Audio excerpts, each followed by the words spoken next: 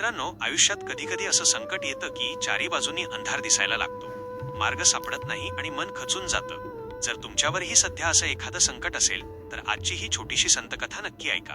ही कथा तुम्हाला संकटाशी लढण्याची आणि त्यातून बाहेर पडण्याची एक नवी ताकद देईल. ही गोष्ट आहे जगद्गुरू संत तुकाराम महाराजांची. तुकोबांच्या आयुष्यात संकटांची जणू मालिकाच लागली होती. दुष्काळ आला, व्यापार बुडाला, घरातली माणसं अंतरली आणि त्यांनी स्वतः लिहिलेली अभंगांची वही देखील काही हेव्या दाव्या पोटी नदीत बुडवण्यात आली. एका सामान्य माणसाच्या जागी जर दुसरा कोणी असता तर त्याने नक्कीच धीर सोडला असता आणि नशिबाला दोष दिला असता. पण तुकोबांनी काय केलं? ते अजिबात खचले नाहीत. त्यांनी त्या कठीण काळात स्वतःला निराशेत ढकलून दिलं नाही, तर ते थेट देहूच्या भामनाथ डोंगरावर जाऊन बसले. त्यांनी सर्व काही त्या विठ्ठलावर सोडून दिलं. त्यांनी विठ्ठलाला आळवणी केली, पण देवाला कधीच दोष दिला नाही. त्यांनी मनात एकच विचार पक्का ठेवला, वजा हे संकट जर माझ्या आयुष्यात आलं आहे तर यातून बाहेर काढणारा माझा पांडुरंग समर्थ आहे. त्यांनी 13 दिवस अखंड चिंतन आणि नामस्मरण केलं. त्यांच्या मनात संकटाची भीती नव्हती, तर फक्त विठ्ठलावर अथांग विश्वास होता.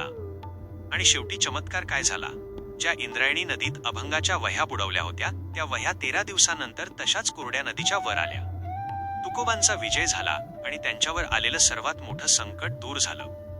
या कथेतून आपल्याला काय शिकायला मिळतं? जेव्हा आपल्यावर संकट येतं तेव्हा चिंतेने प्रश्न सुटत नाहीत, तर चिंतनाने सुटतात. संत तुकाराम महाराज म्हणतात, वजा तुका म्हणे घालू तयावरी भार, जो हा विश्वंभर मायबाप. म्हणजेच तुमचं संकट कितीही मोठं असू द्या, ते त्या परमेश्वराच्या चरणी अर्पण करा. कठीण काळात शांत राहा, देवावर आणि स्वतःच्या कष्टांवर विश्वास ठेवा. संकट हे तुम्हाला संपवण्यासाठी येत नाही, तर तुमच्यातील अंतर्गत ताकद जागी करण्यासाठी येतं. तुकोबांसारखा धीर आणि नामस्मरणाची शक्ती ठेवा. संकटातून बाहेर पडण्याचा मार्ग आपोआप मोकळा होईल. जर ही कथा तुम्हाला आवडली असेल आणि मनाला थोडा जरी धीर मिळाला असेल तर व्हिडिओला लाईक करा आणि कमेंटमध्ये जय हरी विठ्ठल नक्की लिहा. चॅनलला सबस्क्राईब करायला विसरू नका. धन्यवाद.